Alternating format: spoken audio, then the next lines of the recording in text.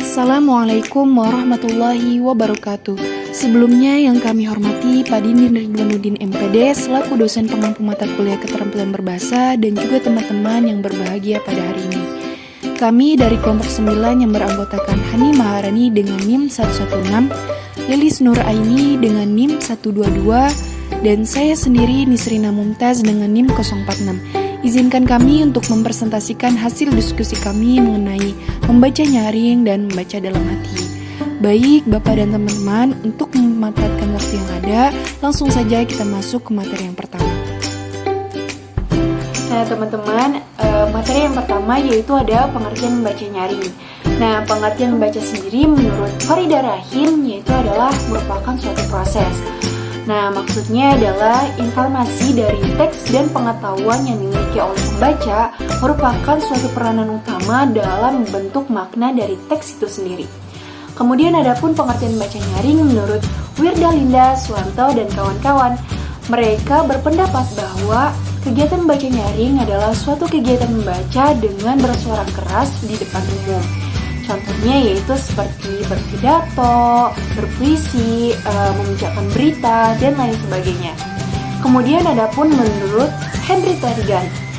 Nah, beliau berpendapat bahwa kegiatan membaca nyaring adalah suatu aktivitas ataupun kegiatan yang merupakan alat bagi guru, peserta didik, ataupun pembaca dan pendengar untuk menangkap serta memahami informasi, pikiran, dan perasaan dari si pengarang.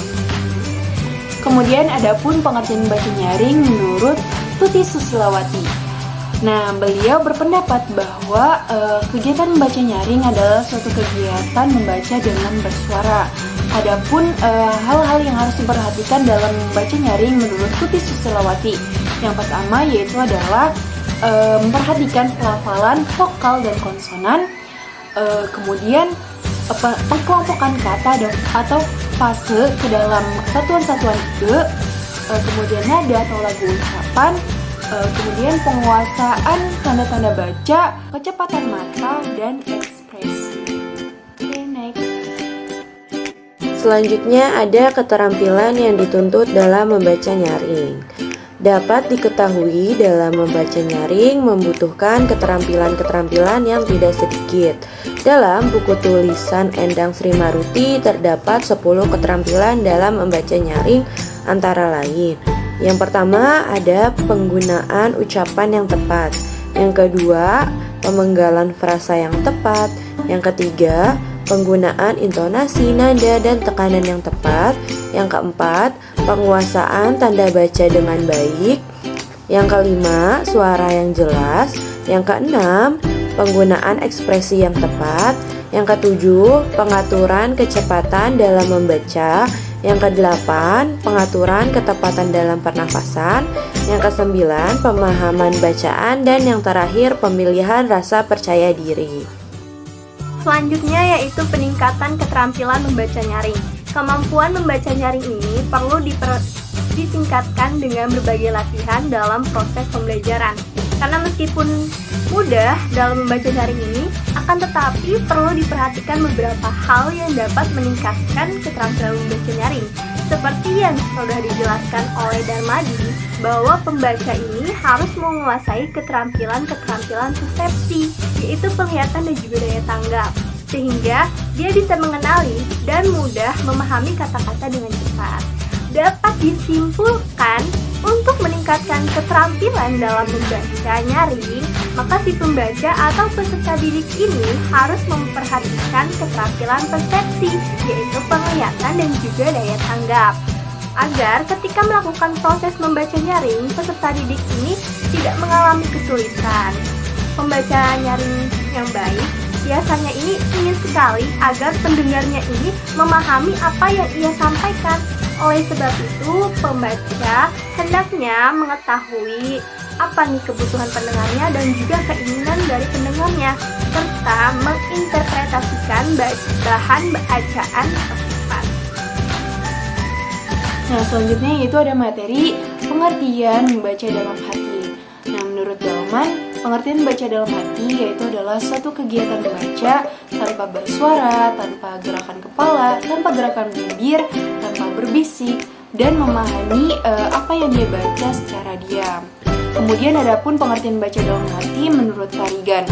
Nah, ia berpendapat bahwa yang dimaksud dengan membaca dalam hati yaitu adalah kegiatan baca yang hanya menggunakan ingatan visual.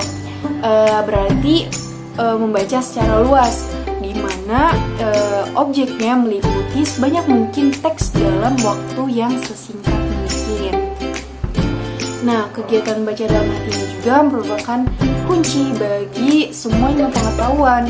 Kenapa? Karena dalam kegiatan baca dalam hati ini menuntut para pembaca untuk memahami apa yang dia baca.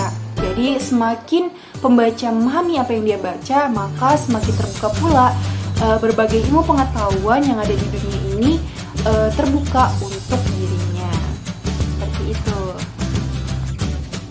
Setelah mengetahui dan memahami pengertian dari membaca dalam hati, selanjutnya ada tujuan membaca dalam hati. Tujuan membaca dalam hati yang pertama yaitu untuk berkonsentrasi baik fisik maupun mental. Yang kedua untuk membaca secepat-cepatnya. Yang ketiga yaitu untuk memahami isi.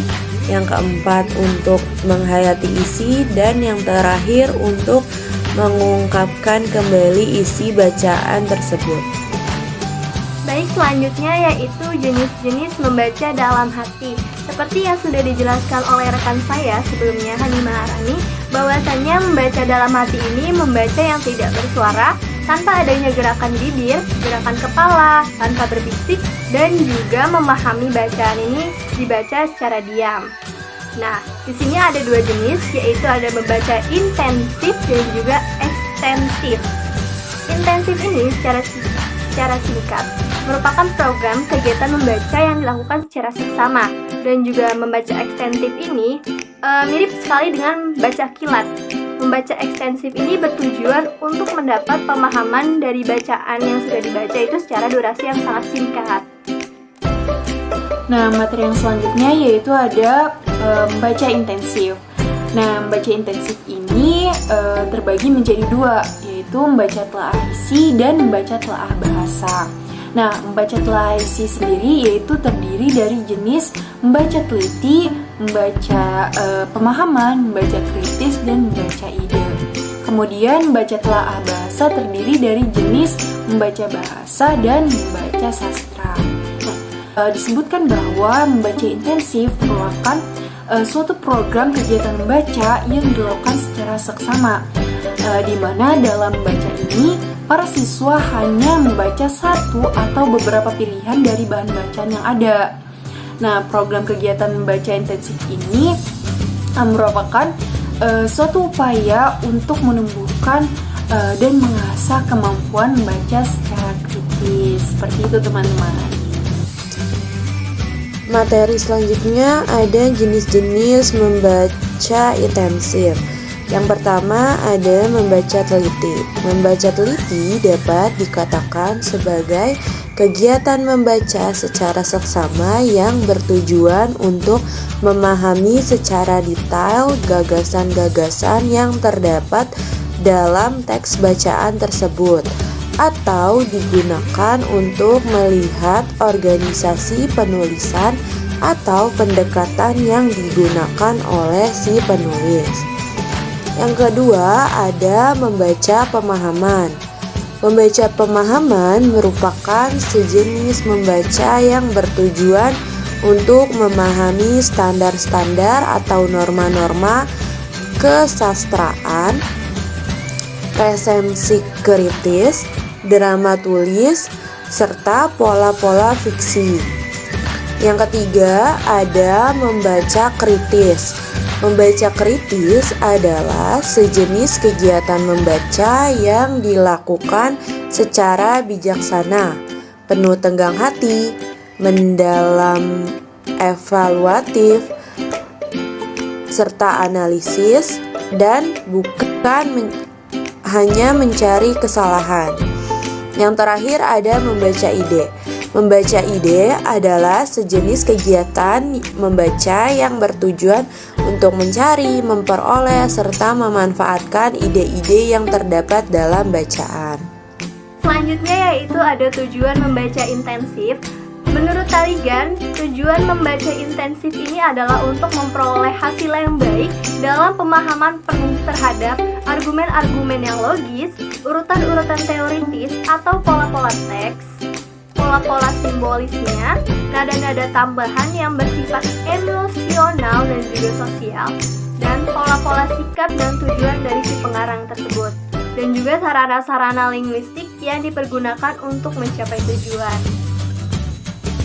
Nah, materi selanjutnya yaitu ada membaca ekstensif. Nah, ada pun beberapa pengertian baca ekstensif menurut para ahli. Yang pertama yaitu ada dari R.D. dan J. Benford.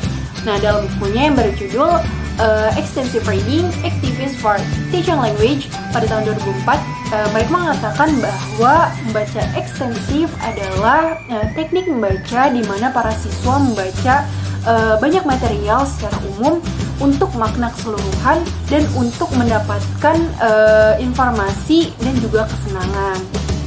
Kemudian adapun menurut Sudarso dalam bukunya Speed Reading, ia berpendapat bahwa membaca ekstensif adalah membaca cepat yang fleksibel, di mana kecepatan membaca akan menurun jika ada bahan bacaan yang diinginkan. Kemudian adapun menurut Guntur Tarigan, ia mengatakan bahwa membaca ekstensif adalah membaca sebanyak mungkin teks bacaan dengan waktu yang sesingkat mungkin. Nah, jadi teman-teman dapat disimpulkan bahwa membaca ekstensif adalah teknik membaca tulisan dengan secara sekilas dengan cepat untuk mendapatkan makna umum atau mencari bahasan kata kunci. Seperti itu, teman-teman. Lalu selanjutnya ada jenis-jenis membaca ekstensif.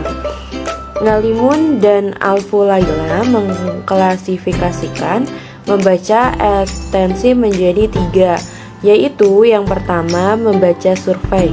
Membaca survei merupakan kegiatan membaca yang bertujuan untuk mengetahui gambaran umum isi bacaan. Pembaca dapat melihat judul, pengarang, daftar isi, dan kata pengantar. Selanjutnya yaitu membaca sekilas. Membaca sekilas yaitu kegiatan yang membuat mata bergerak cepat ketika membaca. Tujuannya agar dapat menemukan informasi dengan cepat.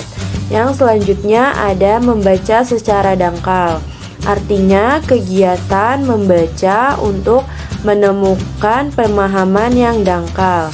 Biasanya teks bacaan ringan, kegiatan membaca yang bertujuan untuk mencari kesenangan. Lalu selanjutnya menurut Brockton mengkelompokkan membaca ekstensif menjadi 3 macam. Yang pertama yaitu membaca survei atau survei reading. Merupakan kegiatan membaca yang dilakukan sebelum pembaca memulai membaca. Biasanya meneliti terlebih dahulu apa yang akan ditelaah untuk mensurvei bahan bacaan yang akan dibaca. Lalu selanjutnya ada membaca sekilas atau skimming, merupakan jenis membaca yang membuat mata agar bergerak lebih cepat untuk melihat, memperhatikan bahan tertulis untuk mendapatkan sebuah informasi penting.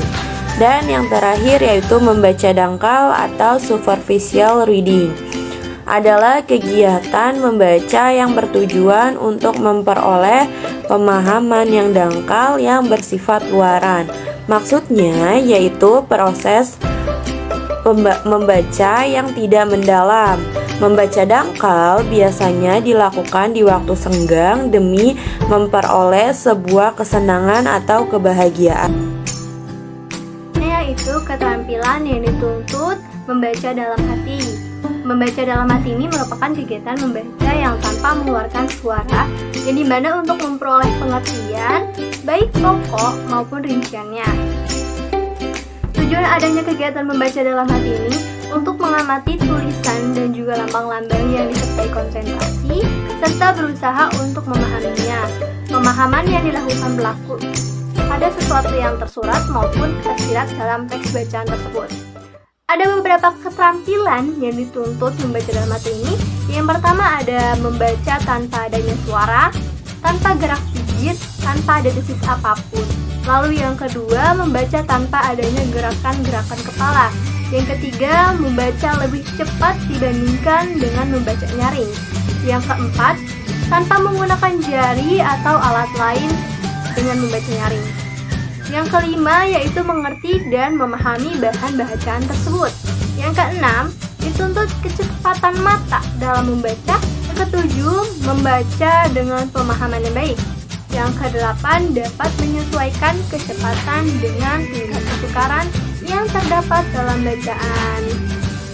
Nah, teman-teman, dari materi yang telah kami presentasikan dapat diberi kesimpulan bahwa membaca nyaring adalah kegiatan membaca dengan menyuarakan tulisan yang dibacanya dengan ucapan dan intonasi yang tepat, agar pendengar dan pembaca dapat menangkap informasi yang disampaikan oleh penulis, baik yang berupa pikiran, perasaan, sikap, ataupun pengalaman penulis.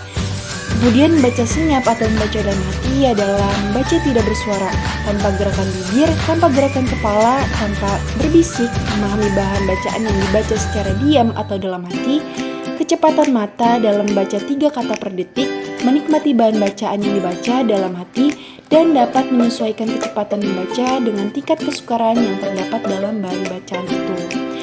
Oh iya teman-teman, jangan lupa ya tinggalin pertanyaan kalian di kolom chat. Mungkin itu saja yang bisa kami sampaikan, kurang lebihnya mohon maaf. Wassalamualaikum warahmatullahi wabarakatuh.